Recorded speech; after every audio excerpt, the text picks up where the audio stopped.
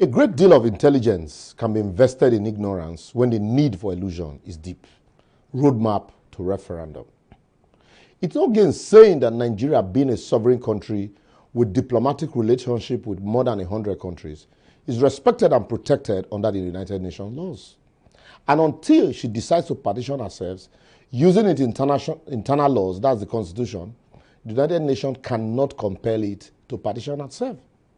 The question then is, can President Buhari, decree a referendum? The answer is no, as the Constitution of the Federal Republic of Nigeria, 1999 as amended, does not have provisions for that or secession.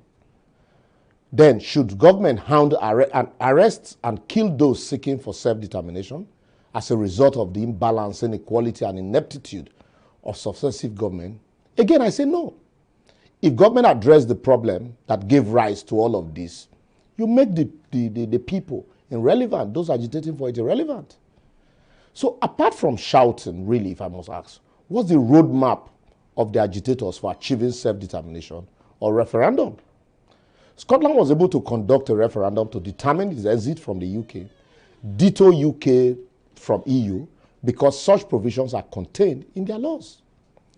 Therefore, to achieve inclusion of these provisions in our Constitution, we must look towards and interrogate credible people that can be elected not just into the National Assembly, but also into State House of Assembly and executive leadership positions that will truly represent the will and wishes of the people.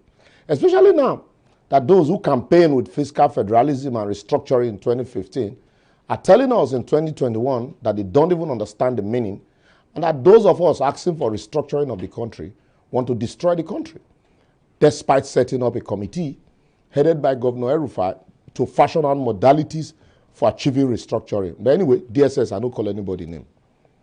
I'm not saying we should sit down and expect restructuring or referendum to be thrown on our laps, because those benefiting no go grey.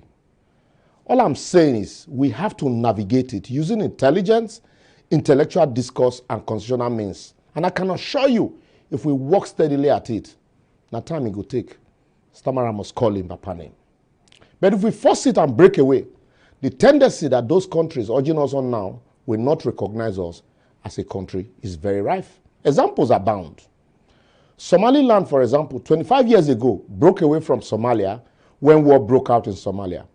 Even though today, Somalia is a failed state and Somaliland is peaceful, no country in the world recognizes or do business with Somaliland, and they currently live on international aid, as their currency is also not recognized for trade, as citizens can only travel outside of their country on Somalian passports.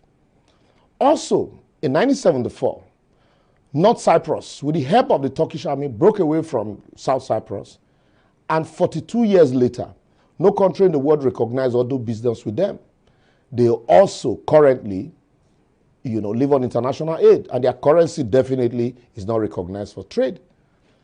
As citizens are given Turkish citizenship to enable them travel out of their country, and they are currently agitating for a unification with the South. Another example is the breakaway region of South Ossetia and Abkhazia, which broke away from Georgia with the support of the Russians.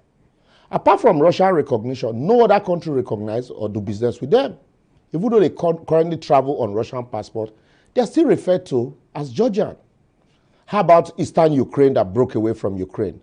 Even though they are still in control of their region 3 years down the line, they are still using Ukrainian currency, unrecognized by any country, and still referred to as Ukrainians. The list goes on and on. But however, it is irresponsible to rule out those agitating or calling for restructuring, or secession or referendum as rabble-rouser, as some state actors who want us to believe. Even though some opportunists can take advantage of the situation.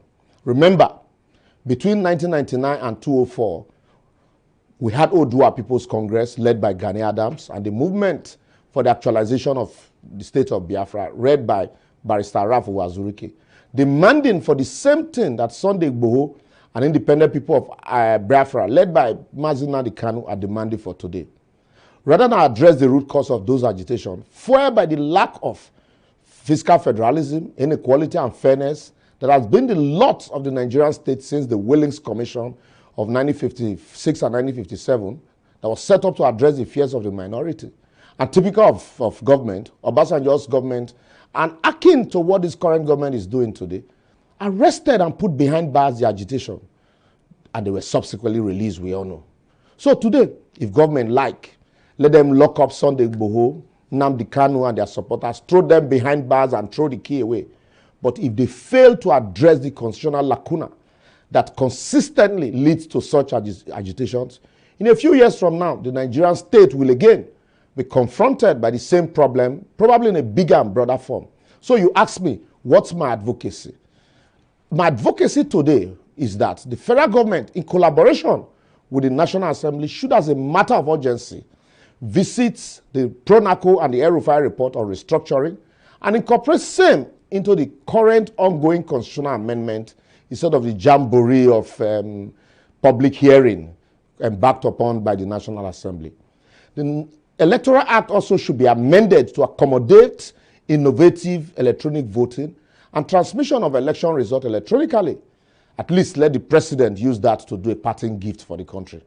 And as the only advocate general of the federation, the federal government should stop lying to itself, as a man who lies to himself and listens to his own lies would find it difficult to distinguish the truth within him or around him.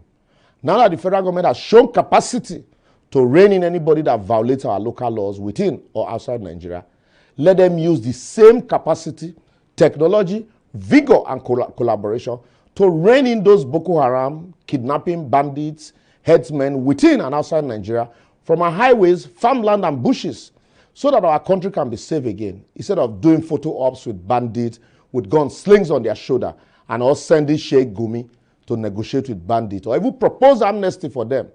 A crime, I say, is a crime, irrespective of where the culprits are from.